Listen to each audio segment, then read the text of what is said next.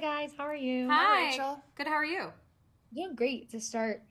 As creatives, when you guys start a season, because I know every time I go into a season of Mythic Quest, there's going to be one episode where I just am sobbing and I don't know why.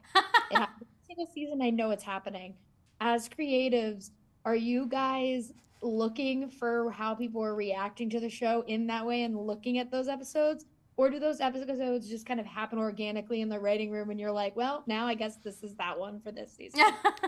That's so funny. That's a good question. I feel like we don't necessarily aim to break people's hearts or make them sob at the outset.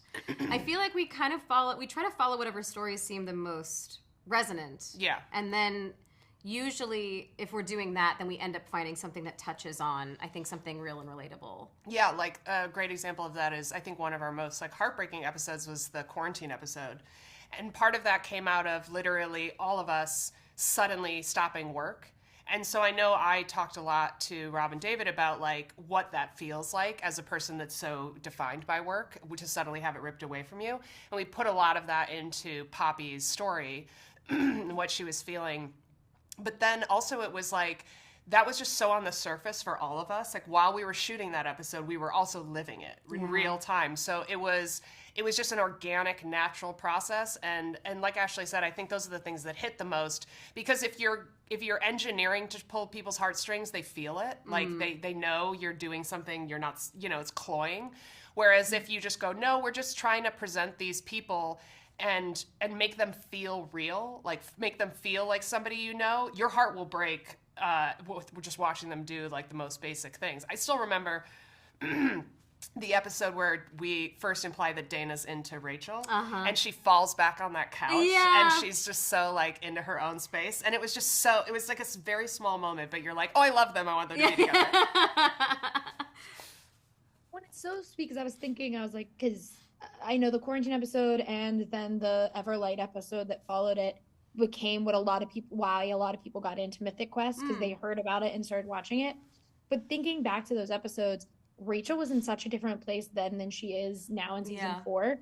How has it been, not only in the writing room for both of you, but as just creatives in general, to see how these characters some have changed so drastically and have new roles and are completely different people, versus characters like Jo, who we always know she's going to end up doing something that's very Jo-like, and that's just who she is.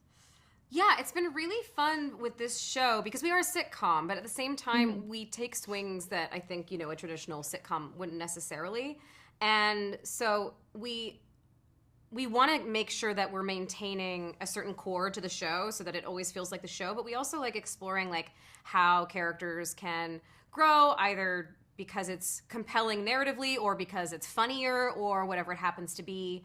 Like there's going to be certain things about Brad that are always going to be Brad, but then how can we like push into different areas and see how he would act in this situation versus this situation.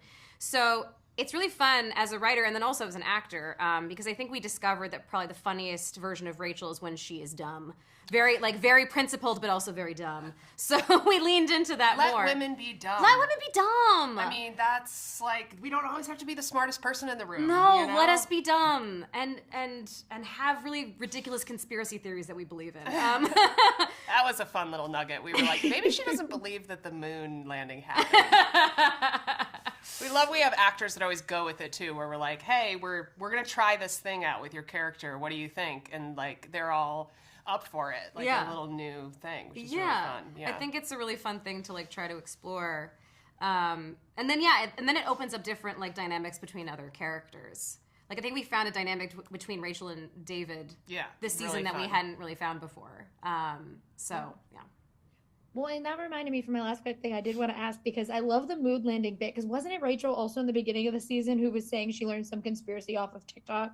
Yes. Either Rachel or Dana, I can't remember. One of them were like, no, here's this conspiracy. You'll also believe in it. And I think it's really funny to hear it pay off later on when it's like, and now I don't believe the moon landing actually happened. When you guys have kind of those little moments where you set the seeds and then it pays off in a joke like 4 episodes later, what for you guys is your favorite one throughout these first 4 seasons that you guys have gotten to do? That's great. Yeah, what things have we set up that we get to like pay off? Well, Poppy, one is Poppy being good at it. like talking about Being that good was at just like sex, a yeah. one-off thing where she was talking about being good at sex, and then we just like keep coming back to that joke all the time that she's always like, yeah. Oh and, yeah, like, her doing her this hand things is maybe one of my favorite callback jokes. Yeah, that was like pretty good. I mean, we have a standalone episode this year that brings back a fan favorite character that we introduced in season 1 and then kind of haven't touched on much since. Yeah. So that was really exciting and you know, some of it, I would say about half of it is like intentional from the beginning, and half of it is like you're kind of like, oh, we can look like geniuses if we suddenly imply that this was all from the beginning, like Totally. one big story. So yeah, that's my favorite, I think. I feel like one of my favorite things from this season is finally seeing David's life in Cerritos. That's a great one too. Yeah, David's we apartment get in Cerritos. we get to see David's apartment in Cerritos. Yeah. That was really near and dear to my heart. Yeah. I loved it. Every time I have to watch this show quickly for work, it makes me sad because then I'm like, well, now I have to wait forever now until I get more Mythic Quest. But thank you guys for talking with me. I really appreciate it, and I can't wait for everyone else to get to see season 4. Thank you. Thank you. Nice to meet you. Thank you guys. Have a great one.